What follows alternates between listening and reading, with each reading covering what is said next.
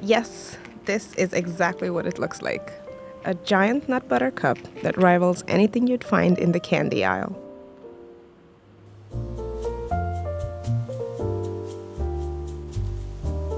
I love peanut butter cups so much that when I was a kid and I had family visiting from America, I would request them to get giant boxes of peanut butter cups in their luggage just for me. This is my grown-up take on my childhood favorite.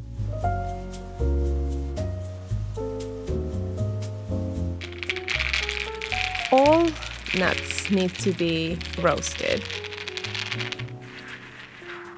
Roasting really brings out a very particular flavor.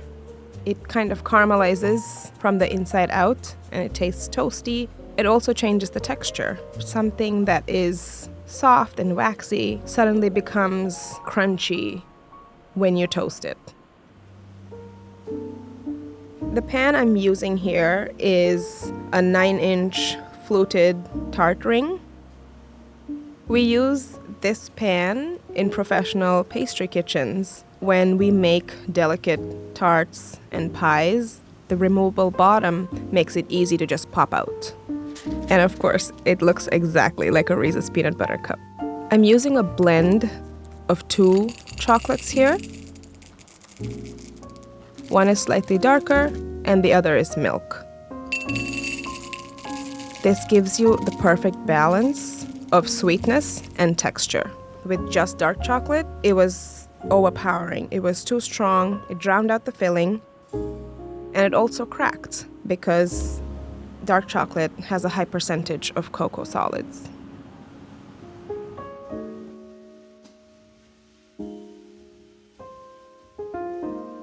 Chocolate always has to be heated gently.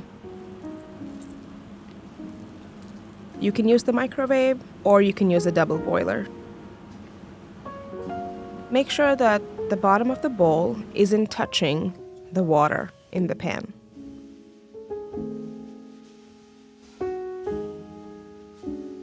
I'm wiping the bottom of the bowl to remove any trace of water because water and chocolate don't get along. Even a drop of water could seize your chocolate, meaning it can get hard and clumpy.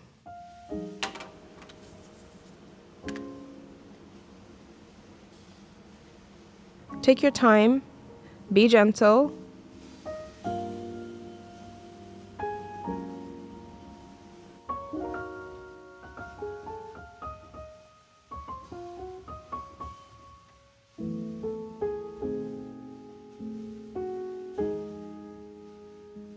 I'm popping this in the freezer to set while I make the filling.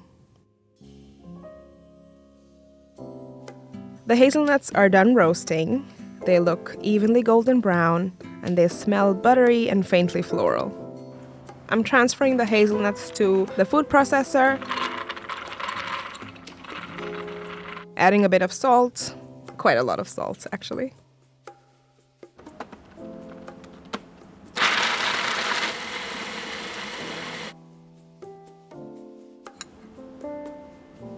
I like vanilla bean paste because it has those little flecks of vanilla bean, which just feels like bougie and special.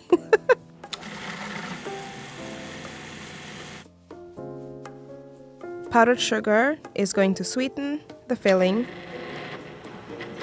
and because of its nature, it's going to make it thick and creamy without being gritty. And here is our surprise guest. Most unexpected ingredient in this recipe.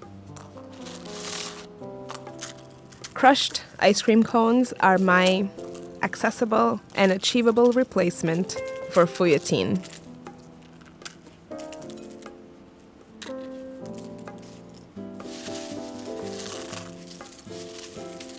Adding this to the filling gives you this crispy, crunchy texture in every single bite.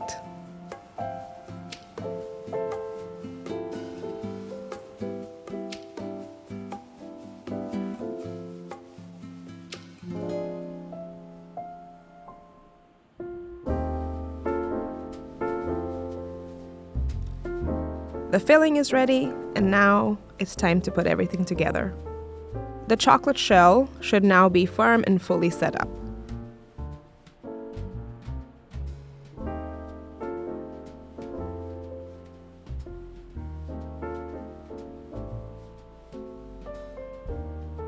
Be gentle and make sure the filling goes all the way to the sides. You don't want any gaps between the shell and the filling, or when you go to add the chocolate on top, it'll just pull through.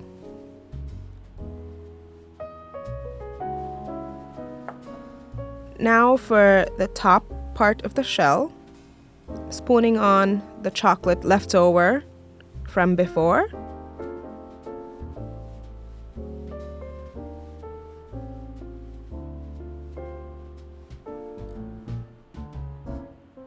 I always add flaky salt to my desserts. I think it adds the right amount of crunch and just balances the chocolate and the filling. And now back to the freezer to set the top.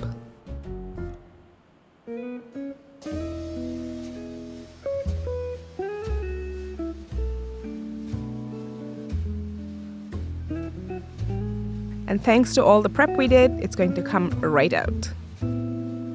Looking at this tart, it's one of those moments when you're like, oh wow, all right, I actually can do my job really well.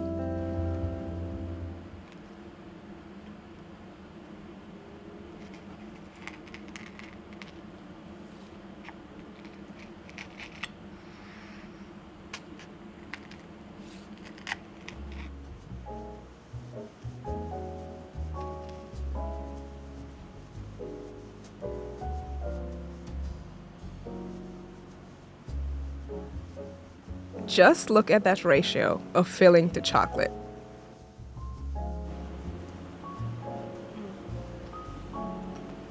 That's a good one. Those ridges are super shiny. That comes from using that nonstick pan and lightly greasing it. Courtney is here for our social media. Courtney is the best, and she takes the most enticing videos, so we're hamming it up for the camera here.